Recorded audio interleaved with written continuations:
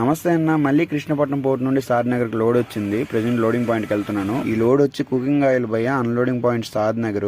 ఫ్యాక్టరీకి వెళ్ళి లోడ్ చేసుకుని బయటికి రానికి చాలా ప్రాసెస్ ఉంటుంది భయ్య, పెద్ద ఫ్యాక్టరీ కదా. ఒకవేళ బళ్ళు ఎక్కువ ఉంటే ఇంకా లేట్ అవుద్ది, బళ్ళు తక్కువ ఉన్నాయనుకోనంటే తొందరగా అయిపోద్ది. మొత్తానికి అయితే లోడ్ కంప్లీట్ అయ్యి బిల్లులు ఇచ్చి బయటకు వచ్చేటప్పటికి 6:20 అయ్యింది. ఏదైతే జరగకూడదు అనుకున్నాను అదే జరిగింది. 3 టన్నులు ఓవర్ లోడ్ వచ్చింది భయ్య. మన కూడా ఆర్టివల్ రెడీ, లైట్లు పట్టుకొని కూర్చుని ఉంటారు ఆడ.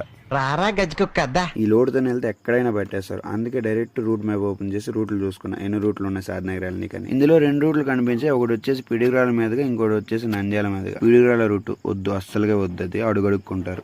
నంద్యాల రూట్ అన్నావా, ఇందులో అడవులు, కొండలు, టోల్ గేట్లు. పోతే డీజిల్, టోల్ గేట్లు పోతాయి కానీ ఇంకెటువంటి టెన్షన్ ఉండకుండా వెళ్ళిపోతుంది. ముందు బొంగకెళ్ళి ఫుల్ ట్యాంక్ డీజిల్ కొట్టించాను. అక్కడ నుండి తిన్నగా నంద్యాల రూట్ సైడ్ తిప్పాబండి. ఈ రూట్ లో చిన్న కొండలు ఉంటాయని చెప్పాను కదా, సో ఇది పరిస్థితి. ఏదైనా కొద్దిగా అప్పు వచ్చినా కూడా బండి అనేది లాగదు. ఇది ఓవర్లోడ్ ఉంది కాబట్టి ఒకసారి మీరే చూడండి.